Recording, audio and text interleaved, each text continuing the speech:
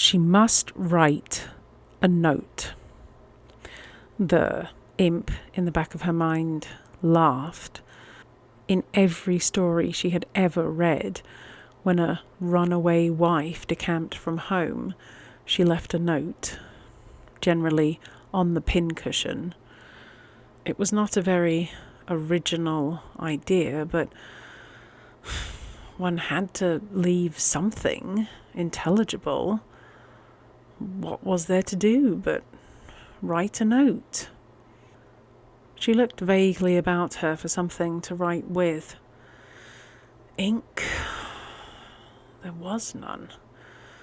Valancy had never written anything since she had come to the Blue Castle, save memoranda of household necessaries for Barney. A pencil sufficed for them, but now the pencil was not to be found. Valancy absently crossed to the door of Bluebeard's chamber and tried it. She vaguely expected to find it locked, but it opened unresistingly. She had never tried it before and did not know whether Barney habitually kept it locked or not. If he did, he must have been badly upset to leave it unlocked.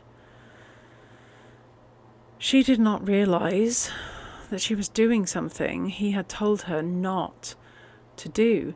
She was only looking for something to write with.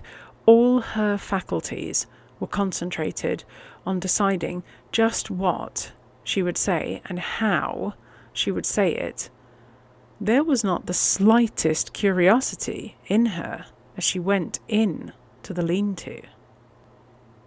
There were no beautiful women hanging by their hair on the walls. It seemed a very harmless apartment, with a commonplace little sheet iron stove in the middle of it, its pipes sticking out through the roof. At one end was a table or counter crowded with odd-looking utensils, used no doubt by Barney in his smelly operations. Chemical experiments, probably, she reflected dully. At the other end was a big writing desk and swivel chair. The side walls were lined with books. Valancy went blindly to the desk. There, she stood motionless for a few minutes, looking down at something that lay on it. A bundle of galley proofs. The page on top bore the title Wild Honey, and under the title were the words by John Foster. The opening sentence, "Pines are the trees of myth and legend. They strike their roots deep into the traditions of an older world, but wind and star love their lofty tops. What music when old Iolus draws his bow across the branches of the pines."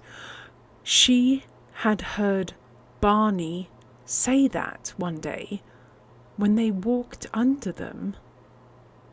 So Barney was John Foster. Valancy was not excited. She had absorbed all the shocks and sensations that she could compass for one day. This affected her neither one way nor the other. She only thought, so, this explains it. It was a small matter that had somehow stuck in her mind more persistently than its importance seemed to justify, soon after Barney had brought her John Foster's latest book, she had been in a Port Lawrence bookshop and heard a customer ask the proprietor for John Foster's new book. The proprietor had said curtly, "Not out yet, won't be out till next week." Valancy had opened her lips to say, "Oh, yes, it is out," but closed them again. After all, it was none of her business. She supposed the proprietor wanted to cover up his negligence in not getting the book in promptly. Now she knew.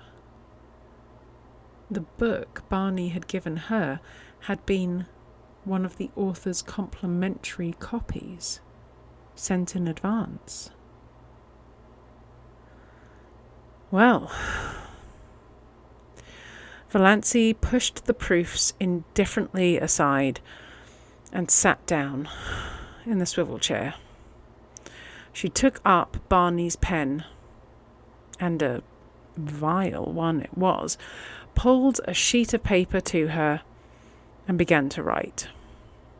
She could not think of anything to say except bald facts. Dear Barney, I went to Dr. Trent this morning and found out he had sent me the wrong letter by mistake. There never was anything serious the matter with my heart, and I am quite well now. I did not mean to trick you. Please believe that. I could not bear it if you did not believe that. I am very sorry for the mistake.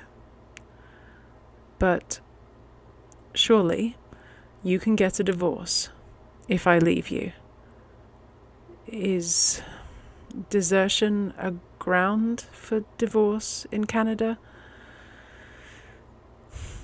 Of course, if there is anything I can do to help or hasten it, I will do it gladly, if your lawyer will let me know.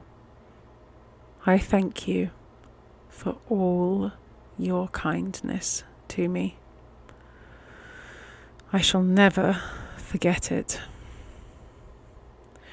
Think as kindly of me as you can, because I did not mean to trap you. Goodbye. Yours, gratefully, Valancy. It was very cold and stiff, she knew. But to try to say anything else would be dangerous, like tearing away a dam. She didn't know what torrent of wild incoherences and passionate anguish might pour out. In a postscript, she added, "Your father was here today. He is coming back tomorrow. He told me everything. I think you should go back to him. He is very lonely for you." She put the letter in an envelope, wrote Barney across it, and left it on the desk. On it, she laid the string of pearls. If they had been the beads she believed them, she would have kept them in memory of that wonderful year. But she could not keep the $15,000 gift of a man who had married her out of pity and whom she was now leaving. It hurt her to give up her pretty bauble. That was an odd thing, she reflected. The fact that she was leaving Barney did not hurt her, yet. It lay at her heart like a cold, insensible thing. If it came to life. Valancy shuddered and went out. She put on her hat and mechanically fed Good Luck and Banjo. She locked the door and carefully hid the key in the old pine. Then she crossed to the mainland in the disappearing propeller. She stood for a moment on the bank, looking at her blue castle. The rain had not yet come, but the sky was dark and Mistawis grey and sullen. The little house under the pines looked very pathetic. A casket rifled of its jewels, a lamp with its flame blown out. I shall never again hear the wind crying over Mistawis at night, thought Valancy. This hurt her too. She could have laughed to think that such a trifle could hurt her at such a time.